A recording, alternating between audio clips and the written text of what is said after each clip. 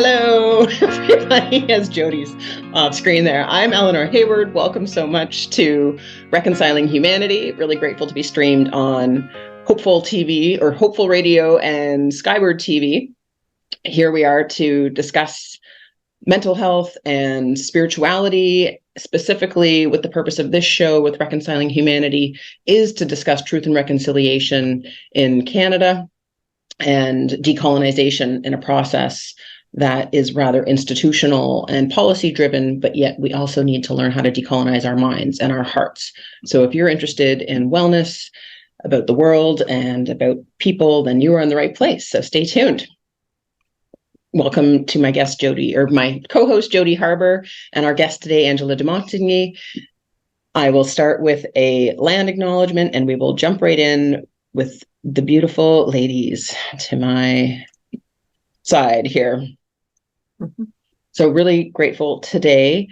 I identify as a settler descendant. My blood is English, Irish, Welsh, and Scottish. And I acknowledge the past and current stewards of this land, the Haudenosaunee, Wendat Huron, and Ottawandaron peoples. Today I am in Burlington, which is between Toronto and Niagara Falls, and wanting to honor all of the wonderful elements of creation that exist, including the four directions, the land, the waters, the plants, the animals, and the ancestors that walked before us. Our territory is subject to the Dish with One Spoon Wampum Belt Covenant, which is an agreement to peaceably share and care for the lands and relationships around the Great Lakes. Specifically, I am grateful for the autumn colors, the fresh air, even when it's raining. Like, I just love fall and autumn. This is my favorite season, and loving seeing all the animals getting ready for winter and the shift of the tides. We just had a solar eclipse and a new moon, and being in touch with the realms that are often beyond our five senses. So thank you for joining us here today. Jody, would you like to share with us how you've met Angela? Of course. Hi, everyone. Scano, Jody Nigasso. I'm Jody Harbour, and I'm an urban Indigenous woman, and have just been enjoying my life as that, and especially in the last 10 years, really being able to embrace who I am in community, and really stepping into my responsibility, at a time when Indigenous ways of knowing and history is, needs to be heard, and just supporting wherever I can with the knowledge that I have and that I carry. My great grandmothers of the Cayuga Nation, Six Nations of the Grand River Territory. On my mom's side, that's on my dad's side, and on my mom's side, I'm English and Romanian. I'm a mother of two, and I have a son and a daughter and a husband, and a dog who may bark at some point in time. But I had the pleasure of engaging with Angela. One day, I think I emailed her, and then we ended up on the phone. I called her shop in Hamilton back when she had her shop where she was a fashion designer. And truly, it was so funny. I was on my healing journey, which we, connecting to your roots and wanting to know more about, what I can share with my children. I started to do, research, and then I was, started to become curious about, clothing and fashion, because I always, I had this one girlfriend of mine growing up. She always wore feather earrings. She wasn't Indigenous, but I was. And she was like, well, it's just her fashion. But I always tried my best to show my indigeneity, I guess you could say. And people would question, what tribe are you, back then?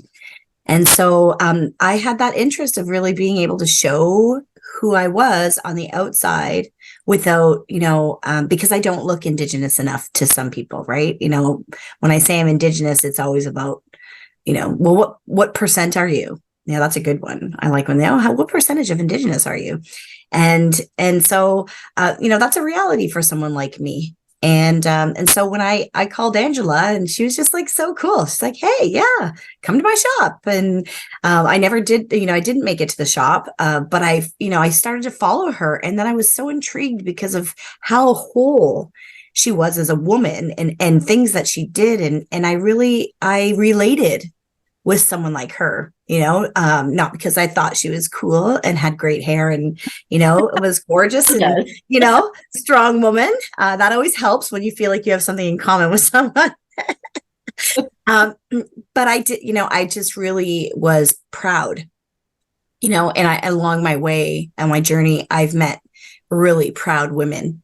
And it just, when you meet them, it encourages you to be yourself. So I thank you, Angela, for being you. And I'm proud that you are here with us today. I'm honored and honored that, we have a relationship and we're doing this together. So Nyawa for being here, and tell us about, because you do a lot of stuff and you're great at everything you're doing. And so how do you do that? How do you do it? Oh my gosh. I don't know. It's just, I like to say that I'm divinely inspired all the time, and when you are connected and this has been, through a number of years. And I think my sort of spiritual practice has informed everything that I do.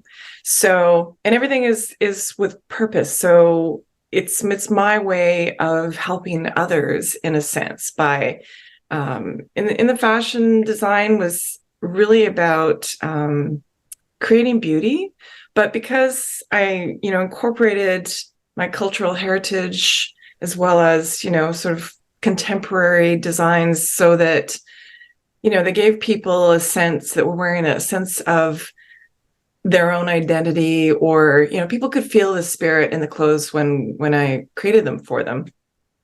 And then educating people has always been about changing people's perspective of who we are as contemporary Indigenous people, because the more that I traveled around the world, realized how little people know about us. They have a very stereotypical, incorrect view of Indigenous people throughout Turtle Island, North America. And so my doing this, I've been a bit of a pioneer in that sense, and doing things in what I came to realize was Indigenous luxury, which to a lot of people is kind of an oxymoron. Like, what do you mean? Like, people didn't actually know what Indigenous fashion was. So it's been very new. It's been like almost 30 years of pushing that idea forward, because, we're always dealing with cultural appropriation, especially in art and fashion in the rest of the world. And so showing like this is part of our culture, of who we are still here. It's still a part of who we are. It's, those Indians, that people thought disappeared, a few hundred years ago. Actually, that's not the case. We are still here. So it's getting people to relearn history. And I do that through art and fashion and lifestyle products. And there are always teaching moments for people. So even, using legends and things like that for some of my fashion collections, like of the stars. And I started incorporating Cree language into some of the imagery, like embroidery on my jackets. And there's Cree cosmology. People don't know that. They don't know our stories. And doing it in a way that's kind of cool, that, people are learning, even though they may not realize that they're learning, right? So it's like, well, somebody might buy something because they think it's cool and then beautiful and they love it. But if someone wanted to go, like, there's many, many layers. And so that's just how I work. And, I came to realize that a couple of years ago, when I had to unfortunately close my boutique, which I had been there in a downtown location in a major arts street in Hamilton on James Street North for about 6 years, that I was the only sort of entity that was Indigenous in the city in that sense. And so kind of became a bit of an ambassador in the sense, because I was, also promoting and showing people other Indigenous art and artists and selling their products and doing little art shows and things like that in a very high-end way, which people don't normally, expect. So I got to know people in the city, especially the arts community and the creative communities. And it was a stepping stone to, what I got to do next. And so having to close the store at the beginning or the first lockdown of the pandemic, which was really hard. It was 25 years of me, trying to become an international Indigenous designer and doing, some really groundbreaking shows in South Africa and, different fashion weeks around the world. And then having to okay, I can't do that right now. So I always did numerous smaller collections that were attached to the fashion, and soy candles was one of them. And I didn't set out to become a candle maker. It wasn't about that. They were tools for healing and ceremony.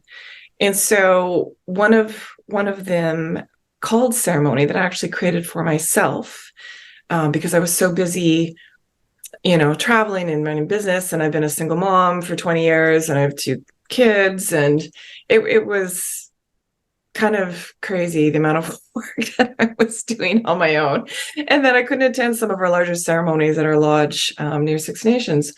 And so one day I just kind of sat down and imagined and meditated on what it smelled like, what it felt like to be in the lodge in the ceremony. And what we do is we smudge with burning cedar smoke before we go into the lodge to remove anything negative that we may be carrying, because we're going into a sacred space. And then we're burning our medicines, our sage and our sweetgrass when we're in there. And then as a pipe carrier, and what that means is that I've earned and been gifted a tool, which when you smoke that sacred tobacco, you are praying for other people as well as yourself. And so it's a huge responsibility. So if someone comes to you for help, that you are responsible to help them. And it's a direct connection to Creator and all of my ancestors and spirit guides and helpers. And it's so powerful. So when you smoke that tobacco, the smoke, literally, that's as Indigenous people, one of our most important medicines. It takes our prayers up to Creator. And so you're putting that, and people are praying, and they're putting their tobacco and their prayers into a sacred fire, which is doing the same thing. I put all of those oils and that intention into a candle, thinking nobody would understand on any level other than they thought it smelled nice, because those oils and those medicines are powerful, and they're grounding, and they remove negative energy, and what they do. And to this day, so this was almost 13 years ago, I can't keep that candle in stock. So people could feel it.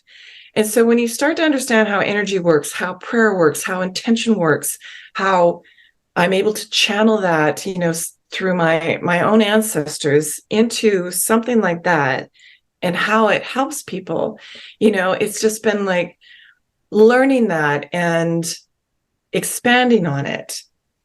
And so I moved from Indigenous fashion at the beginning of the pandemic into Indigenous wellness. So was able to move all that online. It was a huge learning curve, but knowing that these small things, and having your own sacred fire, basically just in a candle, which is what we do sometimes when we can't have a real sacred fire, how powerful that was, and the healing that it brought people. And because of my getting to know people in the city and the arts community, was given an opportunity to, I was asked, I had an idea, and my friend that I knew had an idea, and he said, there's a public call for art for the city of Hamilton, and the theme is it's going to go down at the waterfront, and the theme is water.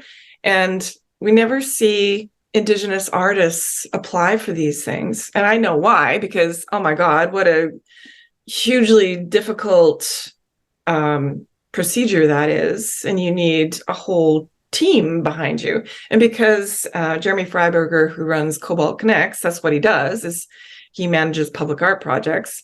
So he said, I love your beadwork. I love, your art. I've been watching you over the years. What do you think? Can you come up with something that sort of incorporates that? And so I did. And the more I thought about it, it's like, okay, so yes, the water is important. Water is life, but so is everything that's around it and what that water supports.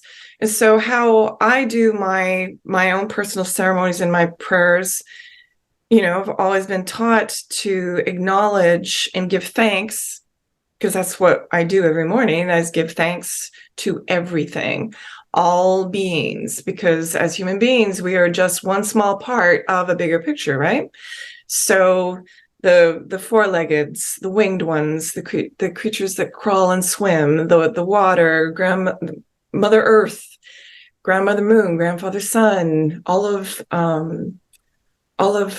the ancestors in the stars, the thunder beings, all of that, the four sacred winds. And so I realized it couldn't just be about the water. It had to be about everything, because I wanted people to become aware of everything that surrounds us and the importance of it, that we are all connected. We are in relationship. That's why we call them our relations.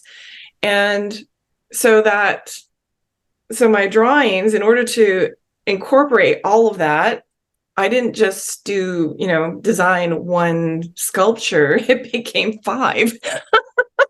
So in the end, and then I was like, it has to be made of natural material. And and it has to be colorful, and it has to be glass. And so we just went through this crazy process and found a local artist who does, is a glass blower, and made handmade glass beads. This has never been done before in the history. Beads were like that big, eh? Yeah, they're like that big, and they weigh like a couple pounds each. And so he wrapped a team around me of, structural engineers, the glass blower, a steel fabricator.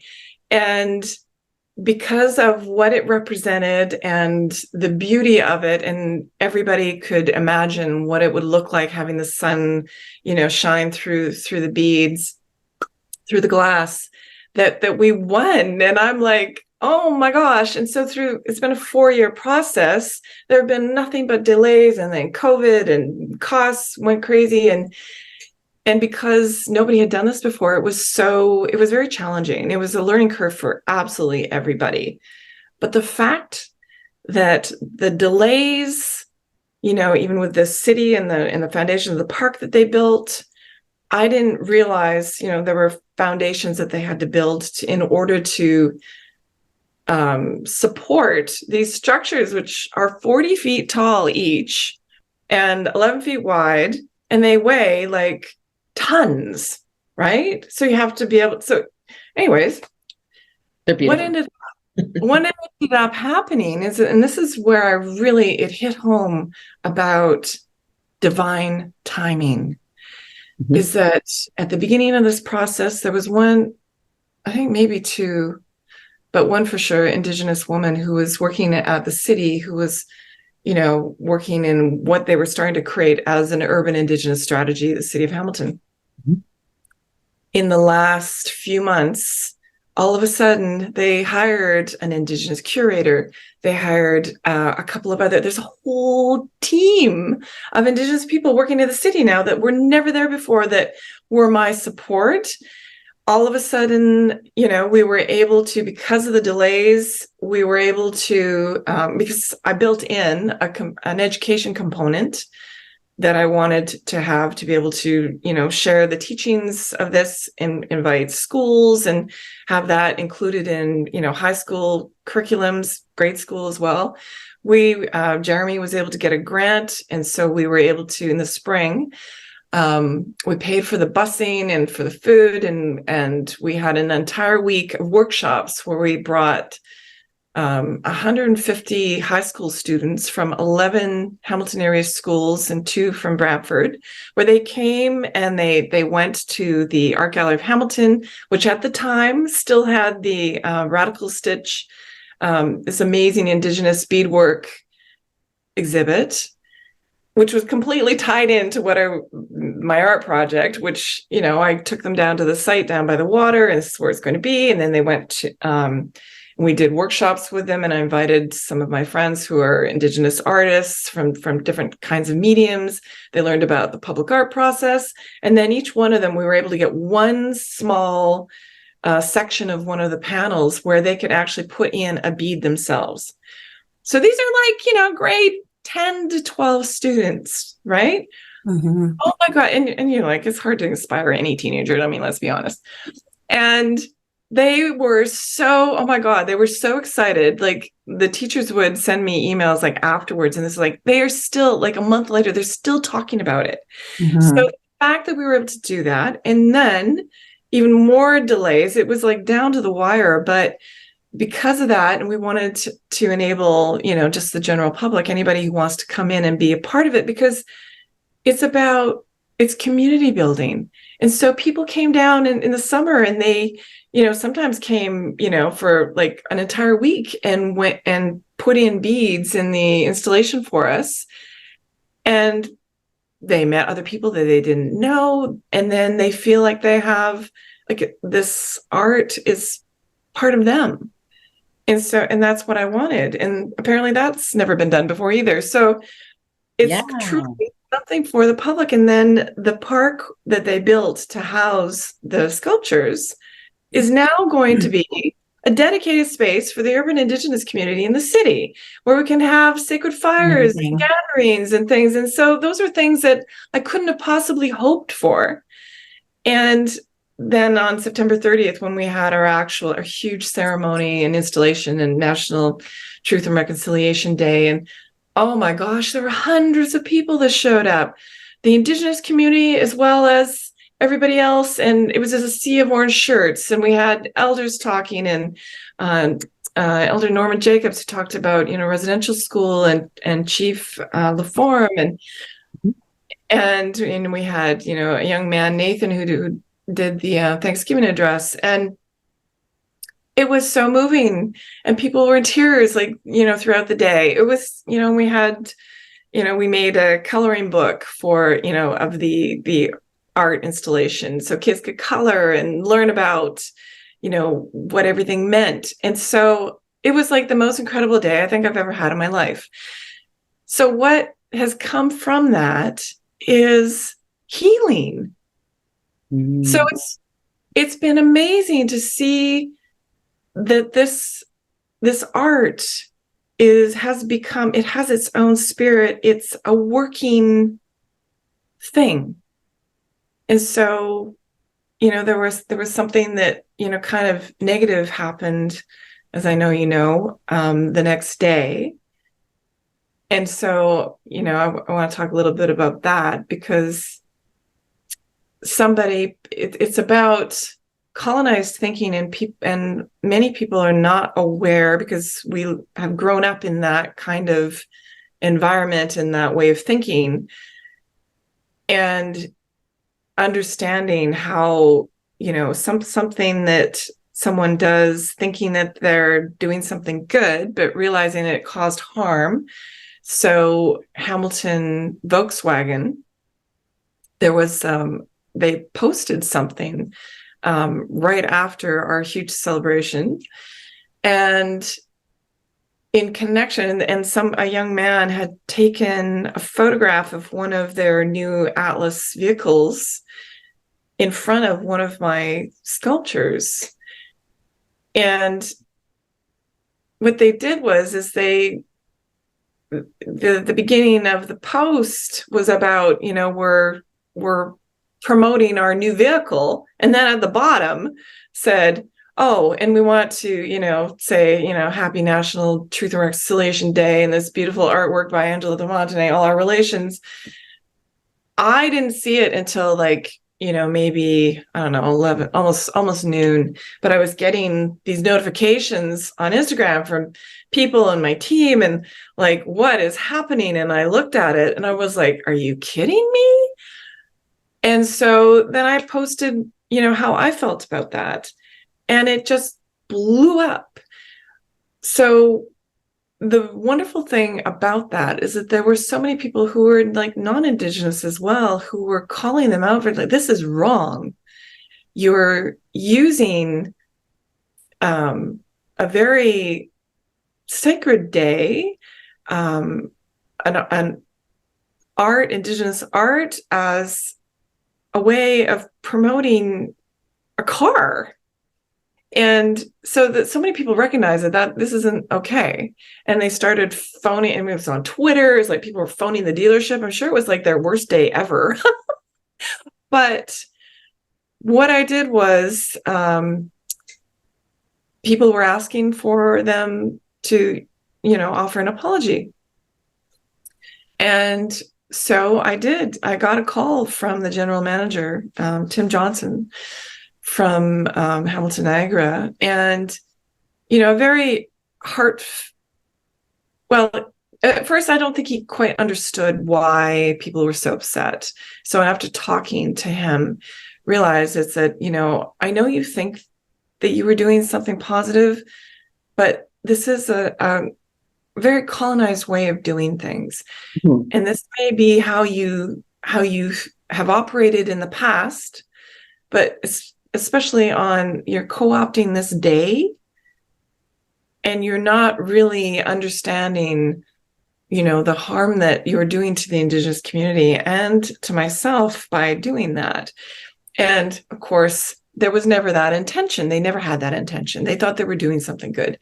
So he apologized. The young man who took the photo, who actually didn't even realize that there was something happening that day, because it was after we were packing up, and it was a closed off, it's still a live construction site. So once our ceremony was over and we were all packing up, he had to actually sneak in a gate, because it was all fenced off, to get his car in there. And I heard from one of my team on the city said that he asked that young man to leave, because you're not supposed to be here, but not understanding what he was doing. He was just taking photos of his car, right?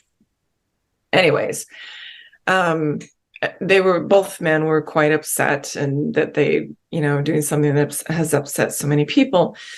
But what I did was I asked the general manager if he would not only write a public apology, but if he would, if their company would, provide a donation to, I chose the Hamilton Regional Indian Center, if they would give a donation to them. And he agreed. And so he sent me an apology, and I looked it over before I reposted it. And then I went down to the waterfront and met the young photographer and, talked to him about that. And these are all teaching moments. I had to educate them about why this was wrong and how you could do better. And they did seem to get it. I mean, they were, heartfelt people. And then the next day, I asked the general manager he said, well, I've got a check here for HRIC. I can give it to you and you can get it. I said, no. You're going to come with me down to the center, and you're going to meet the executive director, and I want you to see what they do there and have a one-on-one with them. So that was amazing. He did that. And they, to their credit, I'm so impressed with them. They said, we actually can't accept this donation. But what we want you to do is we want you to commit to building a relationship with us. We would like you to take cultural sensitivity training for yourself and become a leader in your organization and teach your staff and the people that work for you about this. And he agreed. And so this turned into a beautiful, positive thing. So instead of getting angry it's about teaching people a whole different way of operating, which, you have to realize that people don't know. And so this art installation is doing its work.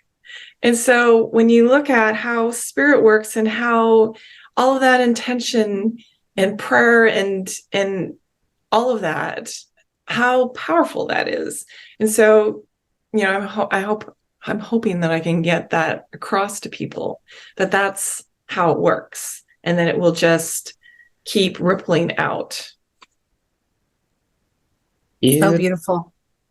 I mute myself not just because of my dog. I mute myself because I'm oh my gosh, yes.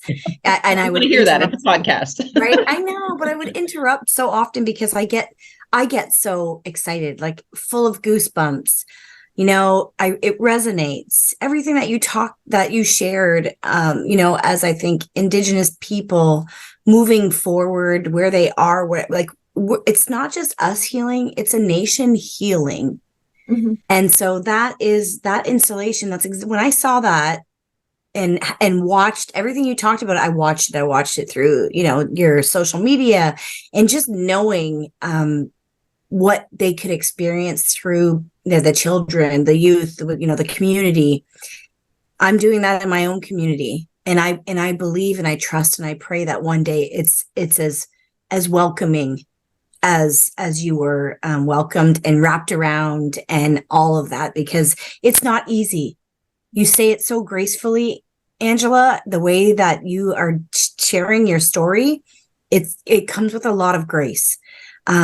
It's not that easy. No. When things like that happen in the moment, I mean, it's like, me. I mean, I want to be with you in the room when it's happening to you, because when it happens to your body. It happens inside your spirit.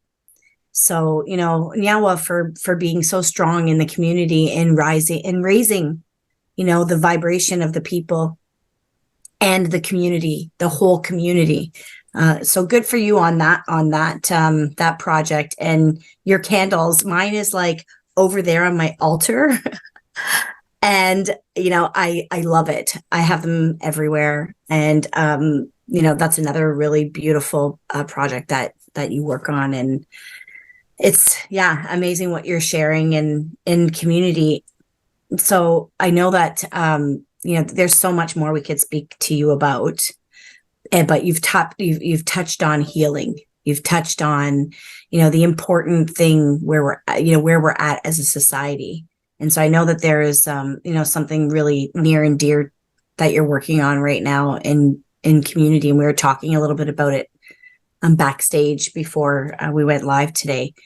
And it's a real thing in our society right now. Our youth, our mental and mind wellness. And so, if you can just share a little bit about that passion work that you're doing right now, that's so important in our communities, hospitals, and again, healing.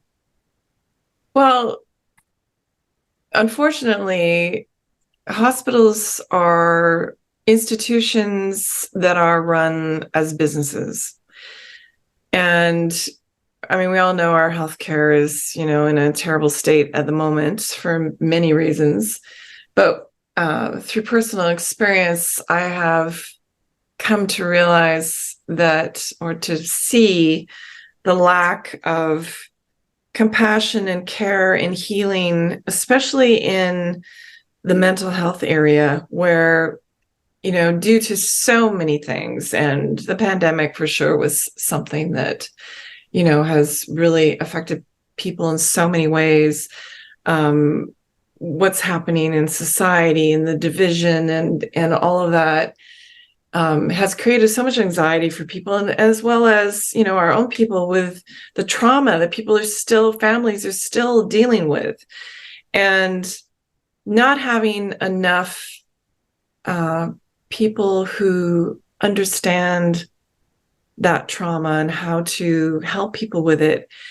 And really, it comes from a place where, people who have experienced harm to their spirit and harm to their heart, which informs everything. So I have decided or been asked to be a volunteer, specifically with Brantford General Hospital. And I'm really happy to know that they want to change and they understand that they need to change, and they're willing to embrace the possibilities of other ways, other forms of healing. And definitely, it's the hospital nearest to the largest reservation in Canada, which is Six Nations on the Grand River. And how they treat the Indigenous population is not good. There's like huge room for improvement. I don't know what that beep was, but anyways. So, and this is how, I'm doing this also, for my family, for everybody else. And I think I don't like to call myself a healer, but basically I am, and I have a responsibility, I feel anyways, to do what I can to help people or be of service. And so I do it in numerous different ways. And sometimes, like I said, it's creating beauty, or it's through art or whatever. But this is about, my personal knowledge with working with traditional Indigenous healers and the power of it, and knowing what that can do, and that knowledge that can heal people that they are not getting access to. And so in the Western medical world, dealing with mental health, which is really what I would say is of epidemic proportions at the moment. And everybody is, mental health is like the buzzword, of the decade, right? But when it comes to actually people getting the help they need for that, it's not there yet. So, people at companies like Bell are using it, so they're positioning themselves as the champion of mental health. But what are they actually doing to facilitate that help? And so I'm not seeing that in a hospital setting. And that's, how you're treated as a patient. Like, if you can't advocate for yourself in the healthcare system right now, you don't get the help you need. And so, people need to be aware of that. And if you're in distress, you aren't in a position to be able to advocate for yourself. You're going there, thinking that you're going to get the help you need. And when you don't, it's like putting a Band-Aid on something, and then they send you on your way. And then you end up coming back because there was no real healing that happened there. And so, yes, the system is overrun and people are overworked, but they also, it's just like basic human compassion for people and understanding, like there's a reason that there's something traumatic that has happened to someone, which has facilitated them coming to the hospital in the first place. You need to, so they just want someone to talk to sometimes. Sometimes, yes, it's, a drug-related thing but there's always a core trauma that has caused that. And if you're not getting to that place with that person, understanding that, you can't help them. And just putting them on drugs, and then not necessarily having any follow-up or any care for them afterwards, I think it's perpetuating the harm. So I want to, and to their credit, they are building, the process of building a new hospital, because they really need to, a new ER, and the ER situation is terrible. And, many parts of that hospital don't communicate with each other. So it's really about communication, about, having another way of doing things. And so I'm hoping, they seem to be very excited about the possibility of bringing in, Indigenous knowledge and ways of doing things in medicines. And they now have a floor in the hospital, which I didn't know about previously, where families can go and they can smudge and they can use our medicines and make medicine and that, which is great. But it's not, like I said, I didn't know about it. when it could have helped, in a few situations. So it's about having that, come more into the mainstream. So people, because we know our medicines are powerful and they work. And sometimes it's just even a drum, having access to, smudging with sage, which if someone is in a stressful mode, high anxiety, whatever, it immediately calms people. And so just instead of using a drug, using a natural medicine that just is so simple that could, facilitate so much healing. And yeah, it's the beauty of our culture and what we know how to do that, needs to be incorporated into mainstream medicine. Mm-hmm. And it's, thank you for sharing that, because this is, a passion that Eleanor and I share, which is why we're doing this together, bringing together, we say the two worlds, but really it's, we're in the world of the creator's world. And this, what you're sharing is really what was left out of our society. That's what was taken. Culture, genocide, all of those things that we speak about, that's a reality. But when we really look at what was removed from a beautiful, nation, land, is this way of taking care of yourself and wellness through this understanding. And so, grandmother's voice, we're lucky. Because that's the organization that I'm a founder of. We work closely with an Indigenous elder, healer. He doesn't even call himself any of those things too, because I'm just like, we're creators helpers. That's what we are. We're creators helpers. And so he shares the knowledge, and so do the grandmas, and they really believe there's this time where, no, this is our knowledge, this is for us, but it's not like that. It's not like that. We can't hold this knowledge as Indigenous people. We know it's our responsibility to share this knowledge and share this with the people that are serving others, because if they're not well, we're just, like you said, we're just, it's just sharing, not sharing. What's the word that you used? Yes. Right. Like we're what's the word? It was a P, but anyway, perpetuating. Thank you. Right. It's like going back and forth. Yeah. And so we know that our systems of oppression, the hospital, the educate, like they need to do, they need to work harder at making sure the people within those places are well, because that's where we're at as a society. This is not an easy fix, but if we can make people aware of what needs to happen and why, and how natural it is that you can heal yourself. We're healers of self, because we can heal ourselves. So I love all of that. I love the work that you're doing.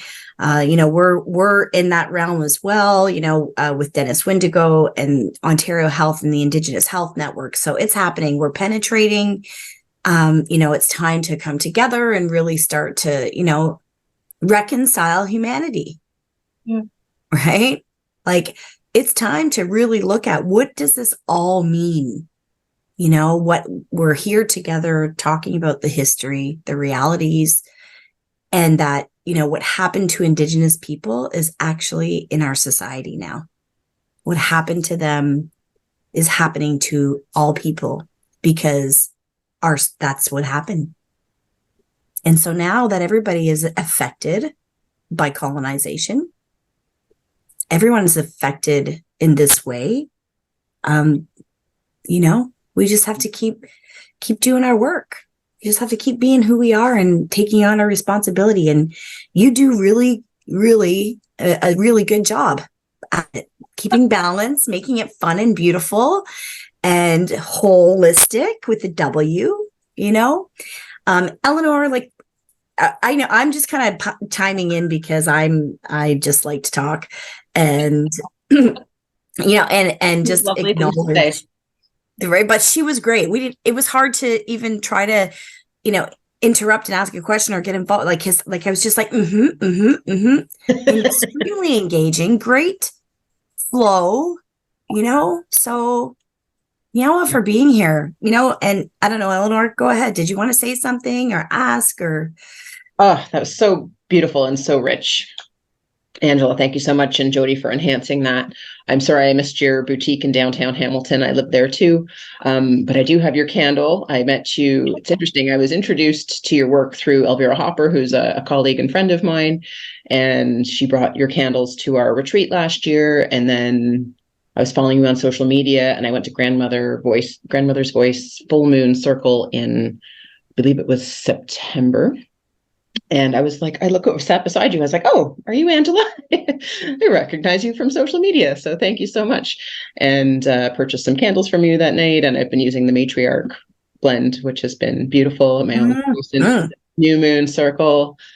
And was there on September 30th, the Truth and Reconciliation Day.